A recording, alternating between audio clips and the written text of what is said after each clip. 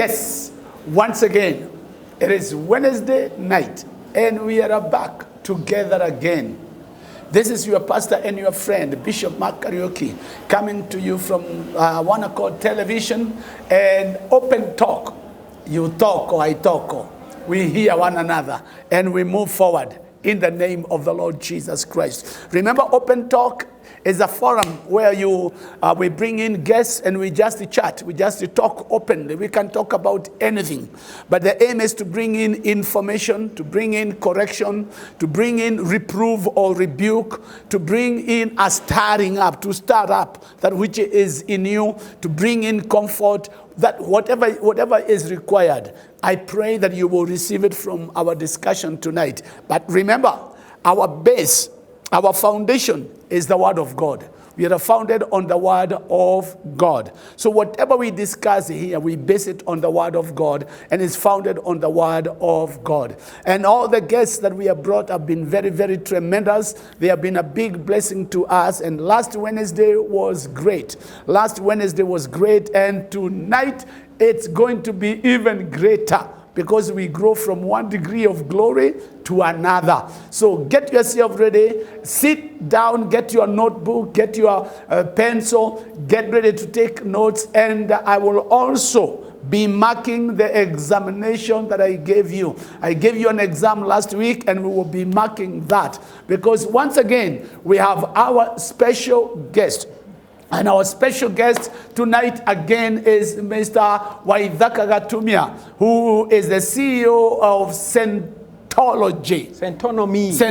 There we go. Centonomy. Yeah. And by now you know what Centonomy is, but just in case you are not there, you will get to know what Centonomy is and who Mr. Waithaka is. And I want to tell you, your life will never be the same again. Yes. Welcome. Back to Open Talk, Mr. Waithaka. We are so honored. We have received quite some good response from last Wednesday, and that means your word has landed somewhere.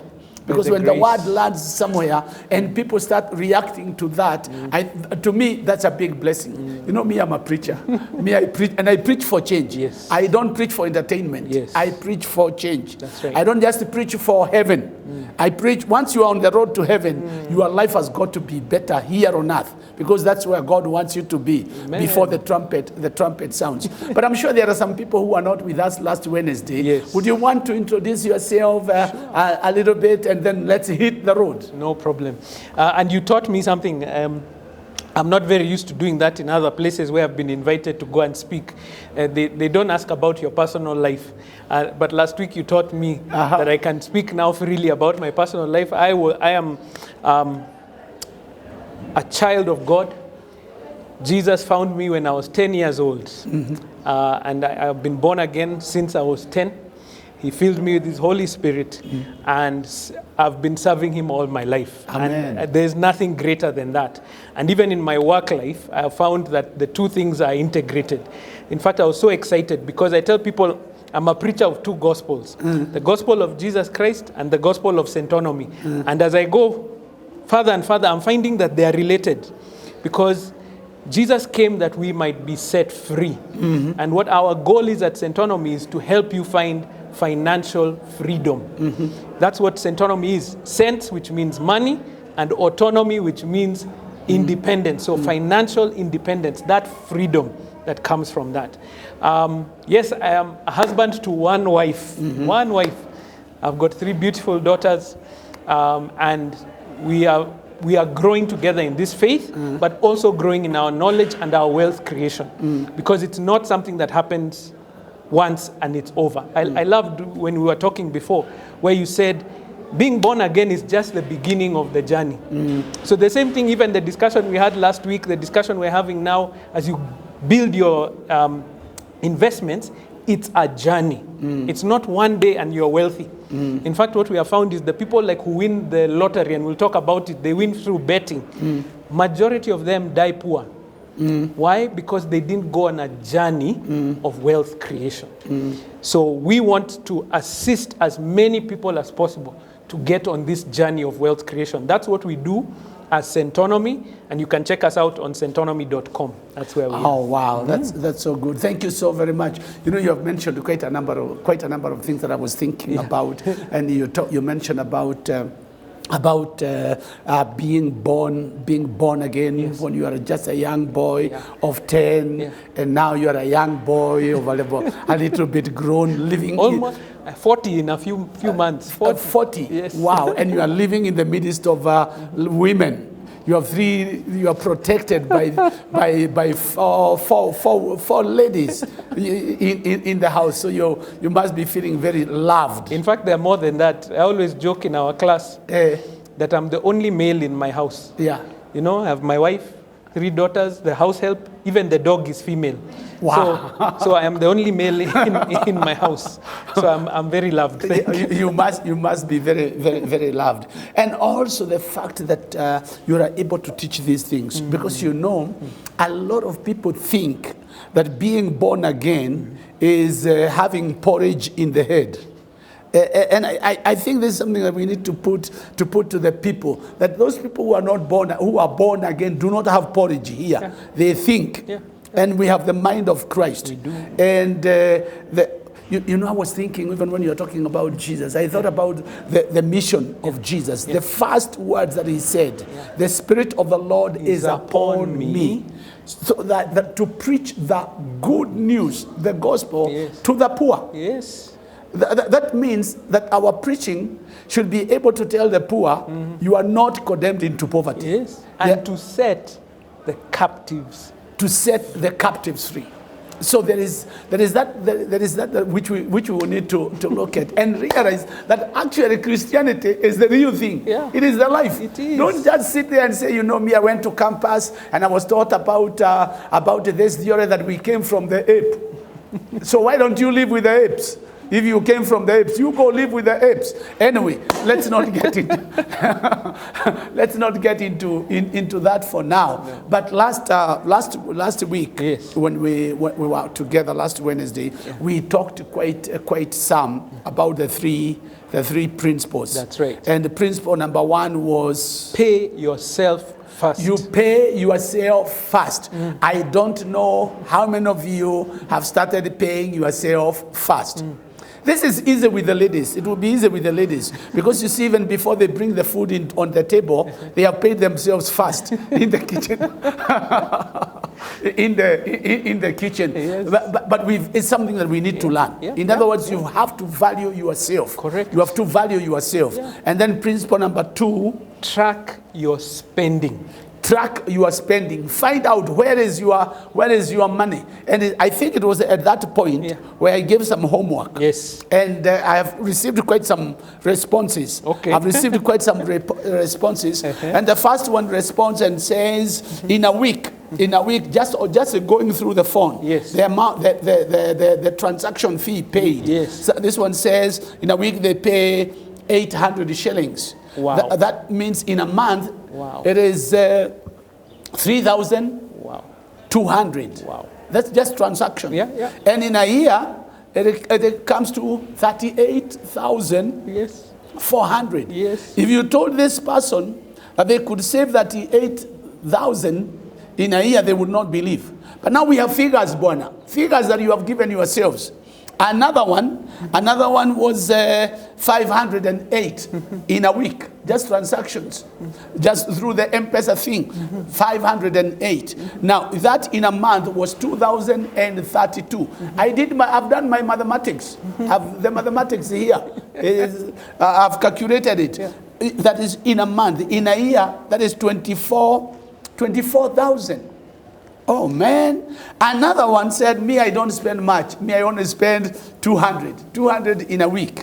But when you multiply that by 4, that is 800. You multiply that by 12, that is 9,600. That's a lot of money. And there was another one of 800, 9,600. Then there was this one. This one was crazy. This one was crazy. 1 week had spent 1,375. 1,375 costs alone That's the transaction cost, not sending the money. Not the money you are sending. The transaction cost, how much you pay Yeah. for the privilege of sending the money. This is part of the billions. Correct. And this one in a month was spending 5,500. In a year, this would be 66,000 Kenya shillings. 66,000 Kenya shillings. I don't know how many bicycles those are, or if it's Bishop. yeah. That is a boda boda. This is enough money to buy a boda boda. That boda boda will put 300 shillings in your pocket every day. Oh, man. Somebody get delivered. Somebody has got to be delivered tonight.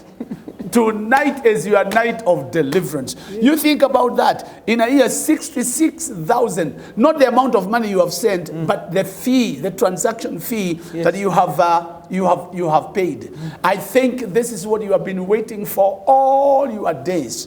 And I pray that you will capture something. Now you keep calculating.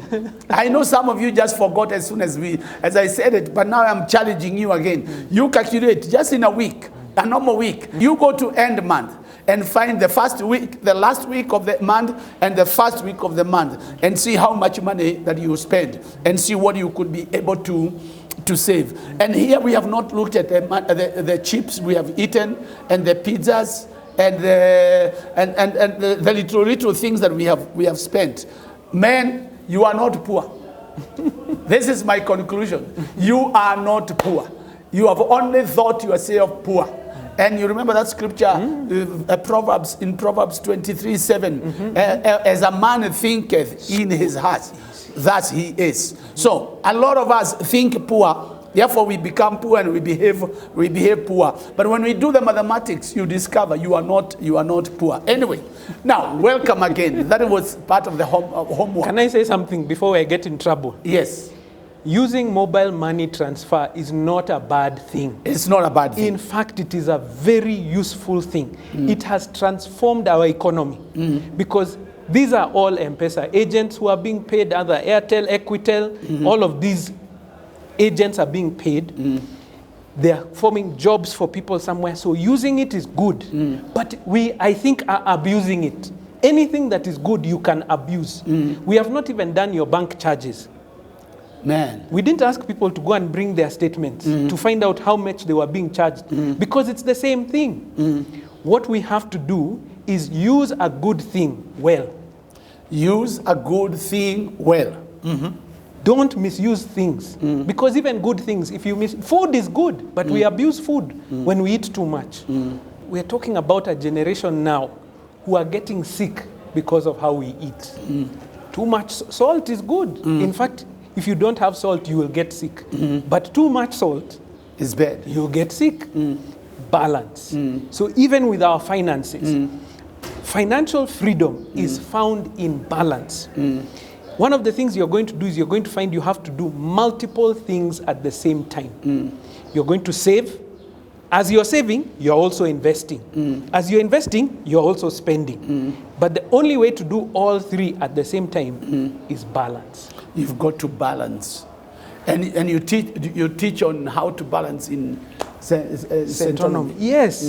In fact, that is the whole principle of our teaching at Centonomy. So we run classes that help people put together a financial plan.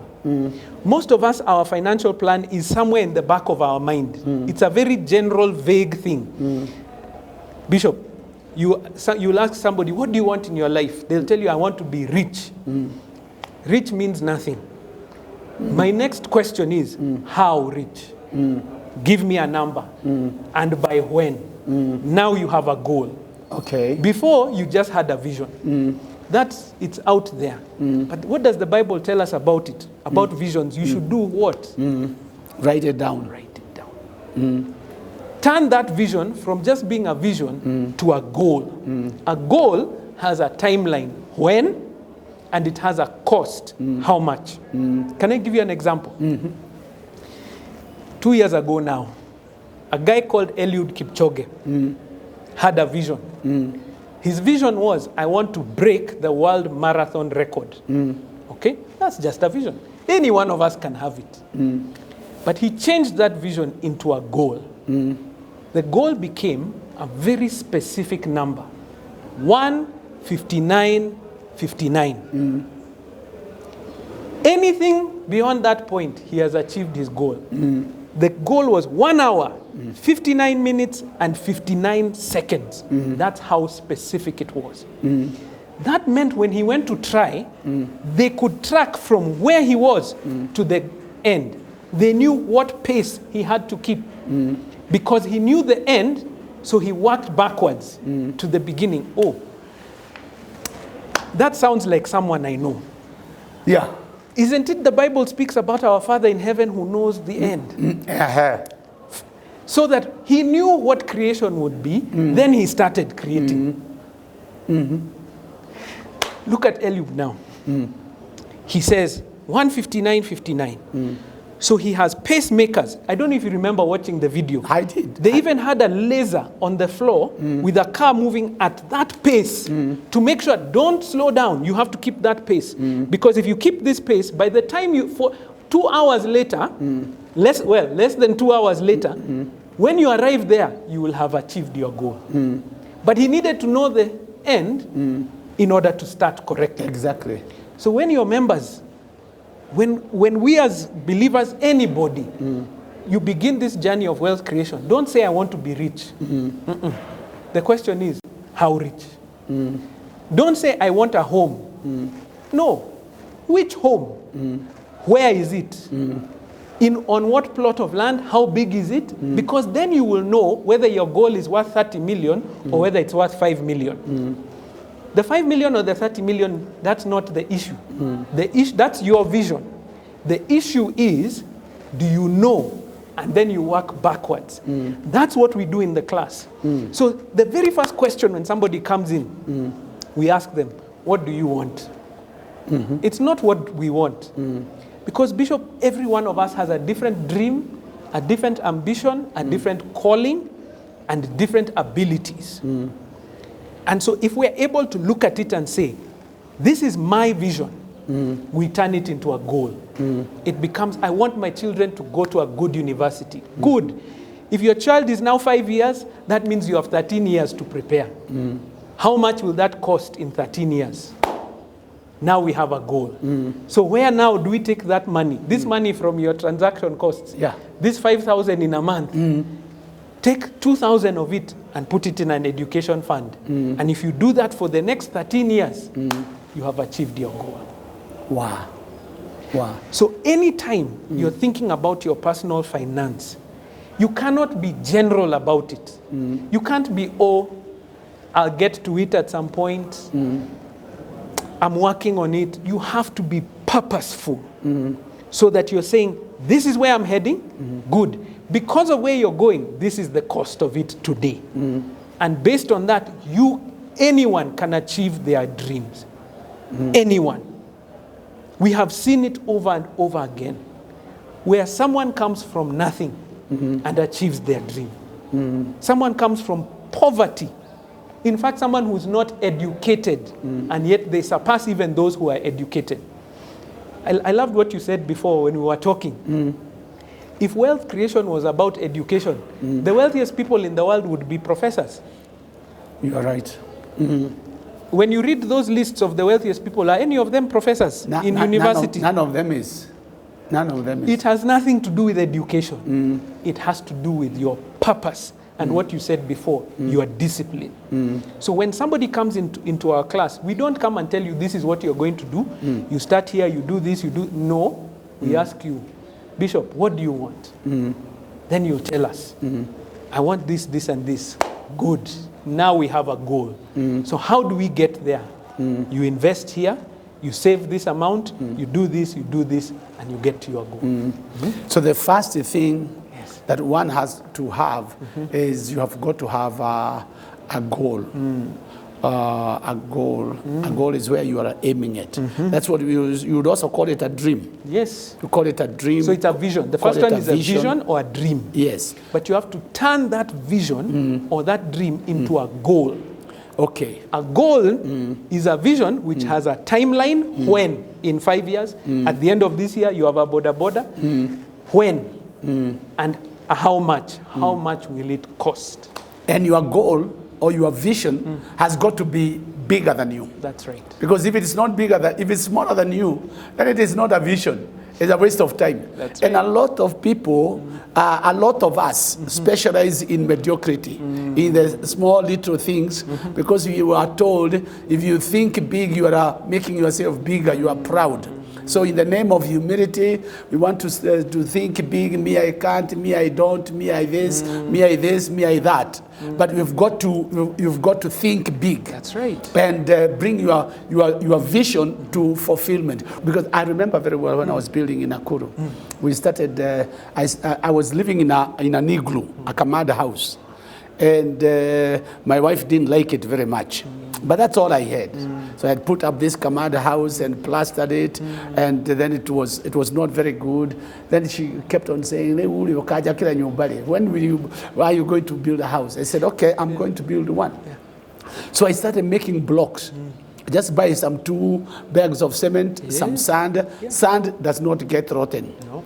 It will just stay there. Sometimes even the grass would grow on it. But then after I get some little money and make some few blocks. After some time, the whole compound was covered with the blocks. Then I knew those ones are for inside. Yes. I had already gotten someone to draw the house for me. Wow. And they had told me you need this number of blocks. That was your vision. Stones. You knew the house. That was your vision.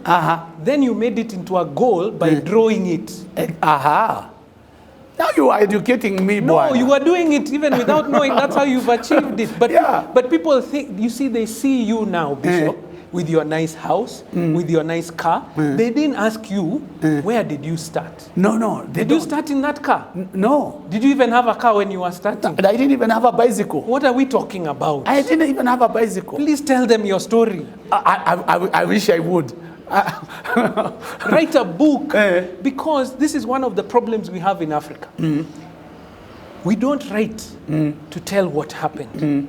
It's not our culture yet. In the West, somebody has just built a small business.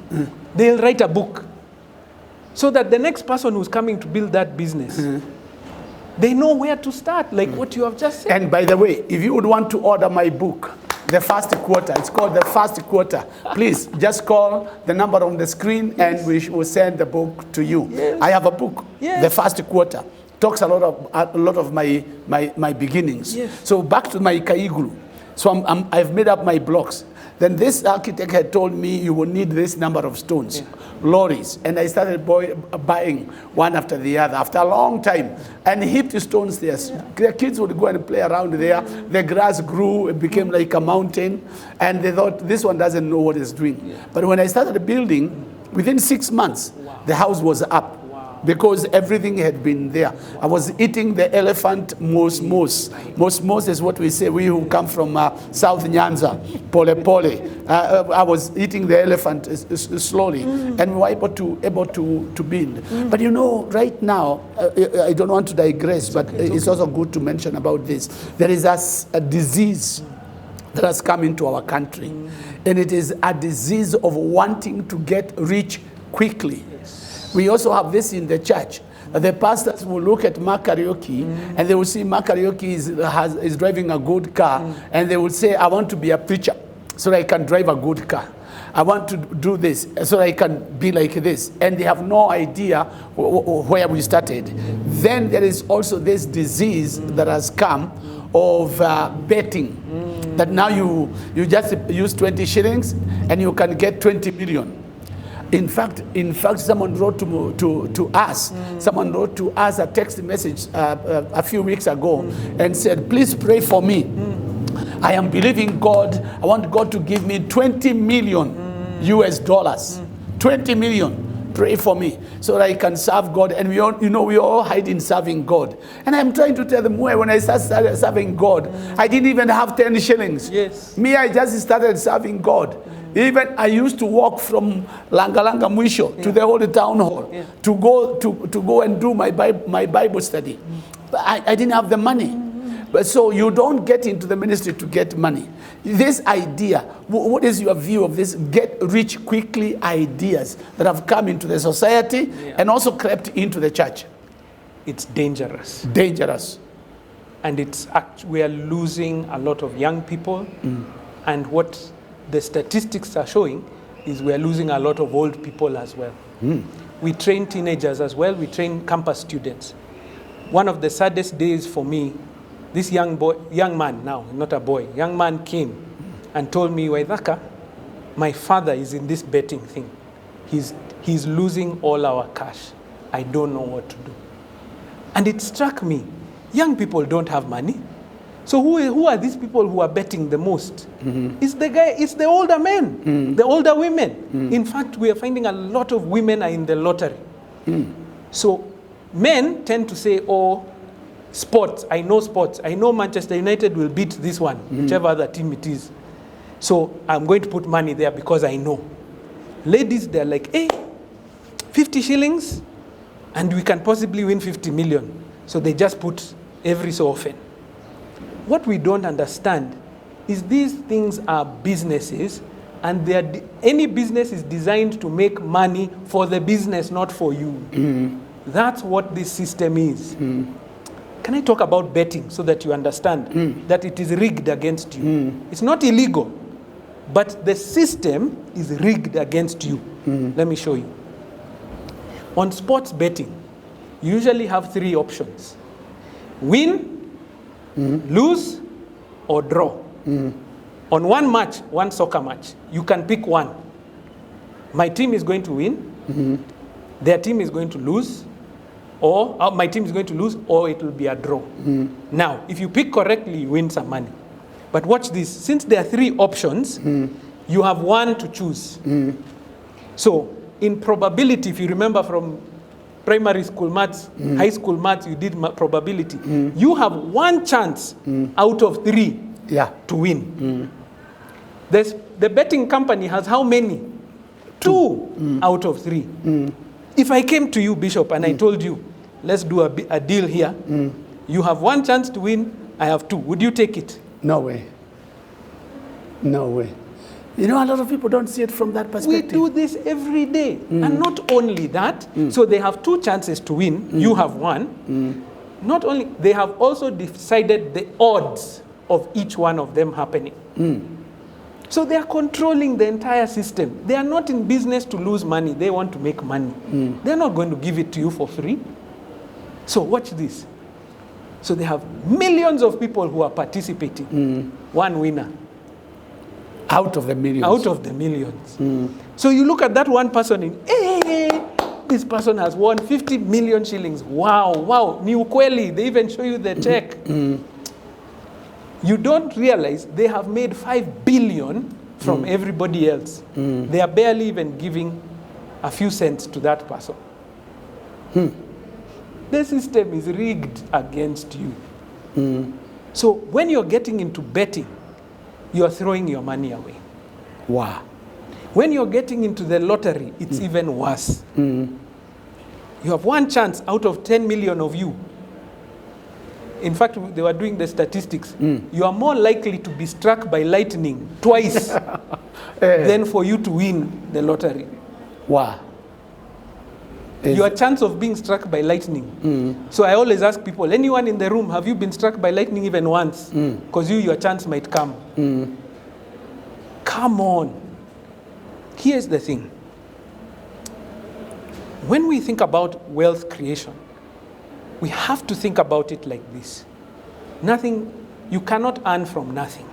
Right. There is work, there is effort, there is investment, there is thought. If you are not willing to do the work, don't expect the results. Now, there's a difference between working hard and working smart. Right. The person who works hard cleans the floors every day, thinking that if I clean these floors well, I'll become a millionaire. No, that is working hard. The one who's working smart is cleaning the floors, figuring out, oh, okay, if I clean the floors, I make 15,000 a month. But that person who's sitting at the desk, they're answering phone calls. If they answer phone calls, they're making 20. So let me learn how to answer phone calls. The person sitting there earning 20,000 is busy looking at their boss who's earning 100,000 because he's solving someone else's problem. That person is working smart, not hard. Now when you put hard work together with working smart, that's how you become Bishop Mark Kariuki. Wow. That is how you do it. In other words, there is nothing for free. There's nothing. Anytime you hear somebody offering you something for free, run away. Run. Because where are they getting it? That's the principle of a pyramid scheme. A pyramid scheme, the last person always loses out. It's designed for the last person. So the person who started it will make some money. But they are essentially stealing from everybody who comes after them. Why? Because I need 5 people to give me money. Here's why pyramid schemes are so bad, Bishop. We have, if I sell you something and I get 6 people, they pay me 6 people. Those 6 people get 6, each of them. Those 6 get 6. By the time you've got to number 13, line 13, just 13 away from me, that's more than the population of the whole world. Wow. That's more than the population of the world. That's Exactly. why pyramid schemes don't work. Because by the time you get to level 13, there are not enough people to keep paying for you to earn. And the ones in the top, They have already made their money. they have made their money. Yes. So they collapse that one and start And anew. start another one. So when you hear money for free, run like the wind. Here's the thing. Seed time and harvest. And harvest. I was talking to one of your team here before we started, and I said, investors, the best investors are like farmers. Farmers are the best. Why? Because they understand. They don't start plowing the ground when they expect a harvest. They start plowing 6 months before the harvest. They get the soil ready, then they wait. Then they put some manure, then they wait. Then after the soil is ready, they throw the seed. After they've thrown the seed, they wait. As the seeds grow, there's some weeding to be done. You remove the weeds and you wait. And after a while, the harvest comes. That's how to think about this. Wow. Just to pause there, let me also say, in a few months, I'll be posting. I will start harvesting my bananas. I am farming bananas. I will be harvesting my bananas. So I will post it on your Facebook. And if you need bananas, you will get in touch with me. Now I am preparing the market. I'm now preparing the market for my bananas. Yes. And very soon I will be having some kienyeji chicken. Good. I'm going to be I'm working on some kienyeji chicken, and very soon I will be calling you for some kienyeji eggs, some kienyeji drumstick. Yes. If we can get this, that God wants us to work, we will not be running to every meeting, pray for me to get money, pray for me to have this, pray for me to have this. We need to work, and I'm so glad you said it. You need to work hard and work smart. Yes. Not just work hard, but it's to work hard and to work smart. And to avoid the lie of you can get rich quickly. And once you avoid that, then you are able to see, okay, so what do I do? This is my elephant. Let me eat it and eat it pole pole. Now, there is also the issue of loans. I don't know what advice you would give us to us, because some of us are overclouded with loans. That you try to move, you have all this weight sitting on you. Here's the thing. So there's a faith perspective, and then there's the reality perspective. I think on the faith perspective, there are certain churches that teach debt is bad. Now, I'm not going to come and try and preach to them and tell them debt is good. So based on that, you follow the faith that you have, that God has given you. But if you are in the space in which you borrow, let me give you some advice. You remember we talked last week about assets, focus on assets. Here's a good way to think about it. Good debt goes to assets. Bad debt goes to consumption. Okay. Let me explain. So if I borrow, let's say 100,000, and I go buy a plot, that plot over 2 years, it goes from 100,000, now it's worth 150. That has grown. Yeah. When I sell it, I will make money. That is an asset. If I borrow that same 100,000 and I buy a motorbike for myself to be going from home to the office and back, I'm losing money because I'm paying for the money. I'm paying for the bike. The money I'm paying for the money is called interest. I'm paying interest on the loan. The bike is also taking my money. I'm actually losing money in that transaction. So over time, I've lost. The person who bought the plot is making money. The person who bought the motorbike is losing it. Now, does that make the motorbike a bad thing? No. But just know that you are not making money from it. And if that's okay, and you have enough cash, you are also still investing somewhere else, good. Good debt propels you forward. It actually adds because you're purchasing something that will grow over time. Many times we are taking loans and we don't know the cost of that loan. Let me explain why. When I borrow that 100,000 shillings for the motorbike, I'm not paying 100,000 shillings. I am paying 100,000 plus interest for that motorbike. Okay. So if I pay that loan in 3 years for that motorbike, I will pay 100,000 plus interest. After 3 years, we look at that motorbike. Is it worth 100,000 anymore? No, it's not. So even if I sold it, I have lost money. Same thing with your personal car. You buy it for 800,000. You borrowed 800 to buy the car. So you're paying 800 plus interest, which will be almost 1 million for a car that was worth 800. Wow. After 5 years, you have completed paying that loan. How much is that car worth? Is it 800 anymore? Maybe 300. You have lost money. Does that make the car a bad thing? No. But what you understand is what does it do for you? So here's the thing. If you can afford 800 in a loan, here's an example, just an example. If you can afford 800, you're going to buy a car, like an example is like a Toyota Vitz, a nice one, you know, a newer one. You can probably get a Toyota Vitz. Maybe it's not as new, but still good for 5 or 600. So buy the one for 600. Then with the 200,000 that you could afford on top, buy 2 motorbikes. Put them on the road. Every day, those borders, by the grace of God, will put each of them 300 in your pocket, 600. Those bikes will pay for the loan. No. Man, Bwana, capture this. This is enlightening. That you can, out of the 800, you have your Vitz running, serving you.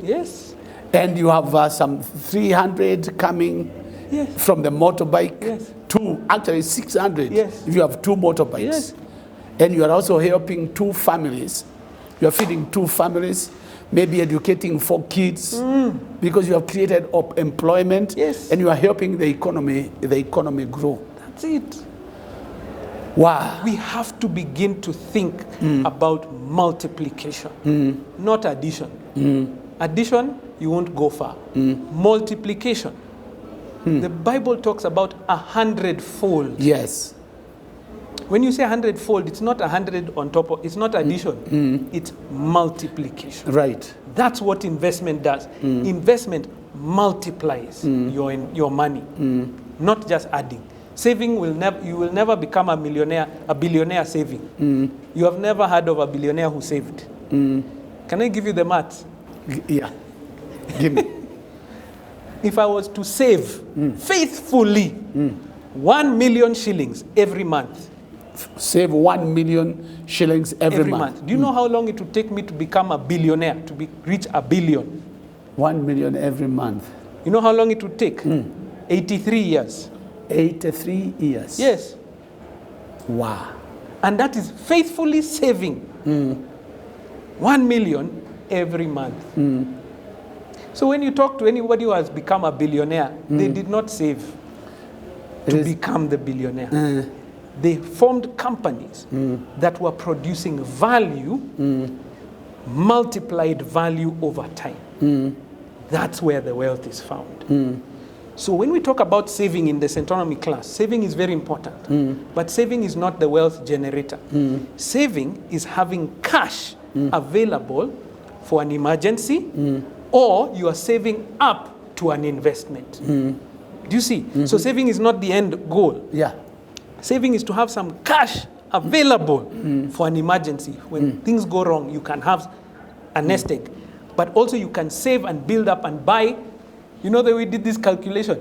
If you saved that 1,000, whatever amount, 5,000 per month, at the end of the year, you now take that and buy the motorbike and get that young man or young lady to ride it every day and pay you 300. The rest of the cash is theirs.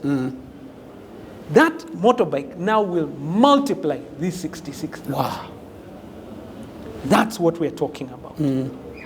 So we cannot just be saving all the time. Saving will not get you the wealth. It's investing which will multiply your wealth. So whatever you are saving should be aimed at a particular place. Yes. This is, I'm investing, I'm going to invest this in this particular place. Looks as if there are so many simple ways of making wealth. And we tend to think, oh, you've got to go to university to know how to make wealth. No. In fact, you have said it. Wealth creation is simple, but it is not easy. Not easy. Simple and ease are not the same thing. No. Running is very simple. If we got up here, we can all run. But we can't keep up with Eliud Kipchoge. No, we can't. That is not easy. We'll say hi to him from a distance. But we can all run. So what you can do, do it. Don't look at what others are doing. In each one of us, we have a gift, we have a talent, we have an ability, we have a skill. Even what I'm doing now, you know, it started as a side hustle. I joined Centonomy as a part-time trainer. Oh. Yes. Okay. We used to provide services. My company would provide services for Centonomy. I was a service provider. And we had attended enough of their seminars and all the things that was going on. So I had some of this knowledge. When I saw an advertisement, they were saying, we're looking for part-time trainers in the evening. I said, what do I have? I have time, because after work, I'm not doing anything else. So I have that asset of time. The other thing is I can communicate. I have been trained to talk, and God willing, I'm talking, so hopefully the message is coming across. So I took it up. So I used to go in the evenings after work. I go for 2 hours, I train people. And I was earning money. My question to you is, when you finish work at 5 o'clock when you've been working for your boss, what are you doing from 5 to 10 o'clock when you go to bed? Most people spend hours just sitting in traffic. Yeah. They go home and sit in front of the TV, and then they sleep. Between 5 and 10, is there something you could do that could earn you some cash? What? Bishop, I was challenged. I came off a plane at Wilson Airport, and I ordered an Uber to get home. The Uber came, and the guy who was in it was sharply, I had never seen an Uber driver dressed in a suit and tie. This guy, I had to ask him, my brother, you look very good today. Why? I've never seen an Uber driver like this. He said, oh, thank you so much. I'm just heading home also. What do you mean you're heading home? That Uber driver is a pilot. He's a pilot. He had just finished his training at Wilson Airport. After he finished his training, he switches on the app and he waits. So that when he's driving home, he has at least one passenger every day. Wow. Wow. Ideas. I think this is what we need. We need ideas, new ideas, thinking outside the box. Even just thinking. There's a book by a gentleman called Napoleon Hill. It's called Think and Grow Rich. And he argues in that book that most people don't think. We don't. We simply do what we were told. And he's saying, on Saturday, don't even spend the whole day. Spend 30 minutes thinking. You bought a plot. You have a plot somewhere. But you have never thought, what can I do with that plot? So my challenge to you this week, on Saturday when you wake up, before you do other things, before you go, take 30 minutes and just think, what do I have? I was challenged about that when I was a younger man. I used to serve in the church. I played the guitar. And I used to train people to play. Anyone who asked, come, I'll show you. I go to the church, we sit, you come with your guitar and we play. So one gentleman came to me and he said, well, I hear you train people on guitar. Can you train my son? I said, yeah, sure, no problem. Bring him. We meet on Saturdays here at the church. I'll be happy to have him. Then he said, how much does it cost? Oh, no cost, it's free. What do you mean? He was literally putting money into my hand. I said, Waithaka, if I go out into the market, I will be paying nothing less than 500 shillings for half an hour of your time. Why are you doing it for free? God had given me a gift, and I was busy just wasting it. Wow. And nobody when they came to me and I asked for 500 shillings was complaining. They were saying, I'm getting the value. What do you have in your hand? What has God given you? Our watchman at our apartment, he probably earns minimum wage, 15,000 shillings or so, for his being a watchman at the place. But he comes in the evening, and he's there for 12 hours, from 6 p.m. to 6 a.m. What he realized was, all these cars that are parked here, what if I washed them? Yeah. And he doesn't even charge like the car wash. He can charge you 150, and he'll wash your car. When we added it up, it looks like he's probably making about the same amount from washing cars than he's doing, as he's doing from his salary. Because now he's there. What am I doing? What do you have in your hands? He saw the time and he saw an opportunity. Wow. Even at your job, employees, don't just go and do what you're told. Look for opportunities. Don't go and just do what you're told. Go and solve your boss's problem. Don't come to your boss with just problems. Come with solutions. Before you know it, you'll be promoted. I have a testimony, and one of your team members you used to work with here can attest to this. When we were working together, it was in another media house. I studied communications when I was in school. So when I came out of school, I went into media. I started my job as an unpaid reporter on radio. I was not paid for 2 months. I worked for free for 2 months. After 2 months, I was hired as a reporter on radio. In 3 years, I was the head of the radio department. Wow. Wow. Because when I went into that place, I was challenged and I was told by the boss. He told me, we are a small company. Don't just do what you're told. Solve problems. And when I went into that place, I went with that attitude of, I can't just do what I'm told. Do something more. So I would do my radio, then I go help in marketing, I go help in TV, I go help wherever I'm needed. Wow. And in 3 years, I went from being an unpaid sports reporter to being the head of the radio department. Wow. When I joined Centonomy, remember I told you I was a part-time trainer? I remember. In 4 years, I became the CEO of the company. Because I started as a trainer and I put my effort into it. By the grace of God, He gave me the strength. And the gift that He gave me, I try my best to do what I can with it. And He's blessing the work of my hands.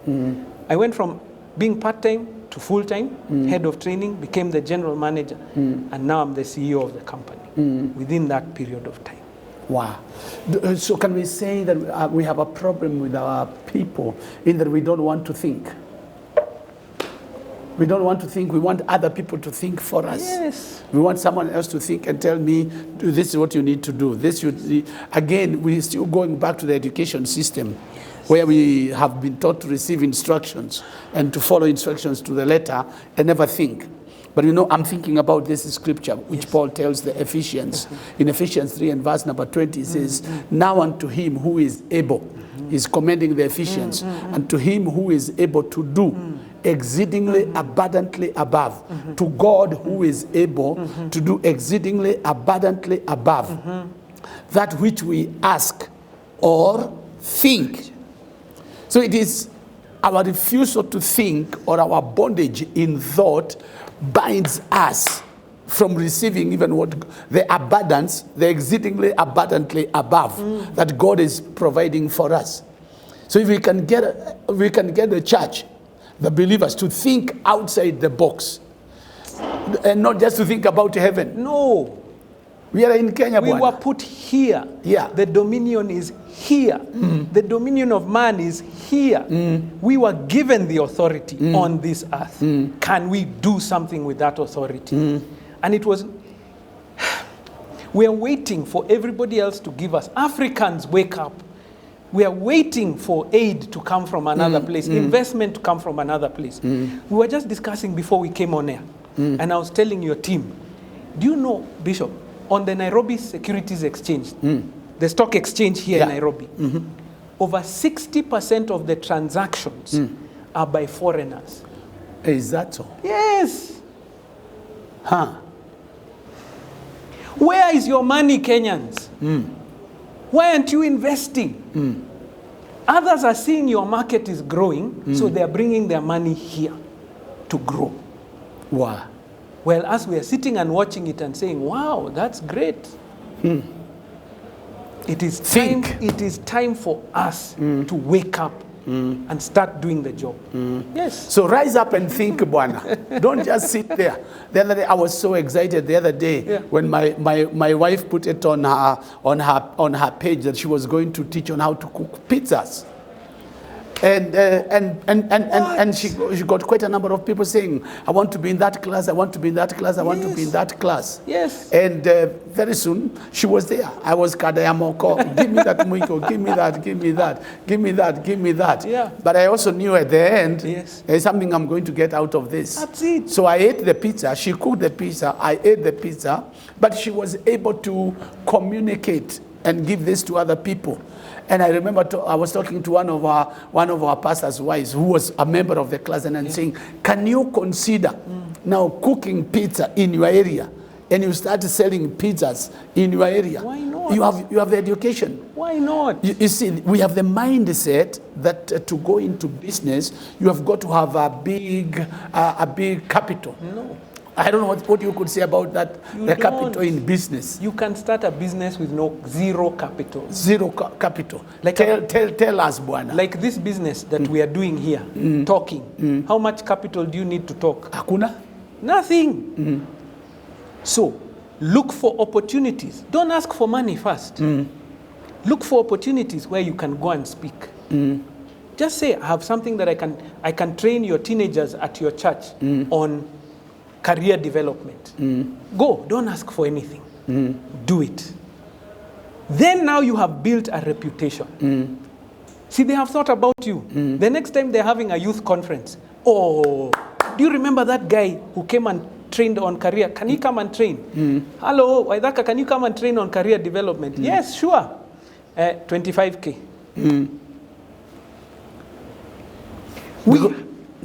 We have to stop waiting for someone else to come and tell us what to do. God gave you a mind. He gave you abilities that you have. Use them. Use them. We had an amazing funny story. I know people love this lady, Teacher Wanjiko. You know her, the comedian. Yeah. Teacher Wanjiko. I met her one time. She spoke at one of our events. Yes. And she tells, when she started, you know, there's not a lot of money in entertainment when you are just starting. So she was saying she used to go and act here in, you know, at in any of these theater groups that are around. She would act, and there was not a lot of money. So how she would make money is through mitumba. So she used to go and buy and go and sell. But she was so clever. I laughed at this. She would only buy clothes that could fit her. Clothes and shoes. So that when she goes to sell, the ones that don't sell, she has some clothes for herself as well. But it started there. She didn't just wait for her gift, the entertainment to pay her. She was doing something else to keep growing. When you do an account for most people, you'll find that time is one of the biggest assets. I want you to do maybe on one of these shows, a challenge to you, Bishop. Show people what your day looks like. Because people will never believe. What time you wake up to pray. Yeah. What time you wake up to prepare your sermon. After you've done that, your bananas. After you've checked on the bananas. The spinach. After you've checked on the spinach, this program that you're producing. Is there a time that you are just sitting and doing nothing? No. People who have found success are busy. You are right. By the time I hit my bed, I value it. I value my bed because I am there, I'm exhausted, the body is exhausted, and I just want to sleep. And the goodness is when you sleep exhausted, by the time you wake up, you are alive, fresh, and ready to go. But a lot of people are afraid of hard work. They are. They're afraid of hard work and do not know how to work smart.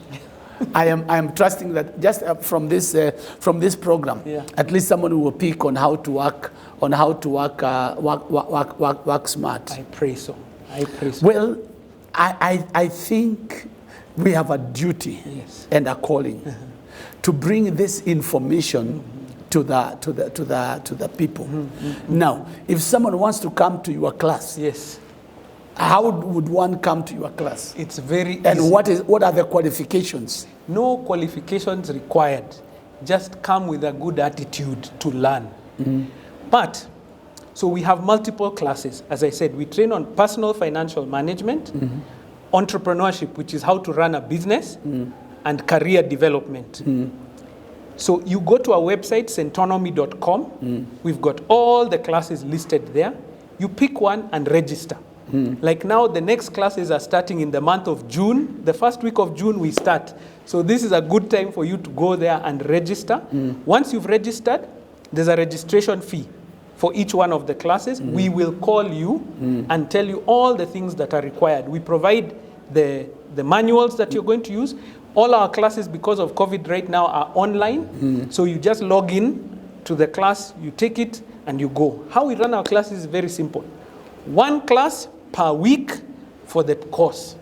So you choose whether you'll come on Tuesday, Wednesday, Thursday, or Saturday in the evening during the week, and in the morning on Saturday. And you only do that one class for that week because we know you're busy. And let's say you miss the class on Tuesday, you're welcome to come in on the Wednesday or the Thursday because it's the same class that's running during that period of time. These classes are designed for busy people. Because we want you not to just come and learn, but to learn and go and exactly what you said, to go and implement. So if you want to learn about wealth creation, go to Centonomy.com, register there, and we'll reach out to you. If you can't find our website, even if you reach us and follow us on YouTube or on Facebook and you leave a comment, one of our members will reach you and help you to get registered for the class. But you have to get started now. This information is not out for free. It has value. But for most people, within 1 year, they have gotten back their value. Let me give you an example. Most people don't know that if you pay just a little bit extra on your loan repayments, maybe your loan repayment is 10,000. If you pay 12,000, you will reduce the time of your loan and reduce the interest that you are going to pay. So if you had like a mortgage, most people who have come into our class and they have a mortgage, by the time they finish, they have already paid for the class by the savings they have made on their mortgage. If you come with a car loan and it's 5 years, within that year, you have recovered the money you even used to pay for that class. But you have to get this knowledge. I don't know how I can encourage people. Sitting and listening to us for an hour is good. That is the seed that is planted. But you know a farmer, do you just leave the seed and go and forget about it? No. You come back, you remove the weeds, you water it, you do all the things. And that's what happens when you come into the class. I've just planted a seed today. Where the harvest is when you come for our classes at Centonomy. Wow. Well, thank you so much. We really appreciate. Thank you so much, our viewers. I believe that you have gotten something out of these sessions that we have had. Remember, Deuteronomy 8:18. It is God who gives you power to make wealth. In other words, it is you to make the wealth. God empowers you to make the wealth. Now, for you to make it, you need wisdom, and the wisdom. You will get this wisdom in Centonomy. When you go to Centonomy, you get this wisdom so you can make wealth. And you do that so that God may establish his covenant. Again, I think we need to capture this about wealth. That wealth is not just a heaping resources on yourself. Wealth is being able to help others, to lift up others, and to bring the cause of Christ to fulfillment.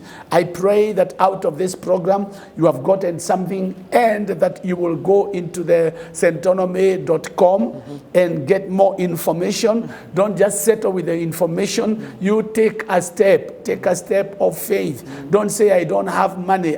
You go and negotiate with them. You go and say, I don't have this money, but by the time we finish, I will be doing this, I will be doing this. And also, from the point of faith, don't practice that I don't have. Forget about the I don't have. My God shall supply to all your needs according to his riches in glory. What you need to do is to have a vision and purpose to actualize that vision. Please write to us. I don't know what you have received, but whatever you have received, write to us, send us a comment, and tell us what you have benefited from this open talk, and from Mr. Waithaka. And we will be, I am sure we will be having Mr. Waithaka again, and possibly have a program on One Accord Television. You think about that, where you have a program on One Accord Television, and enjoy the joy, or see the joy of changing the lives of people. Because this is one thing that I really enjoy.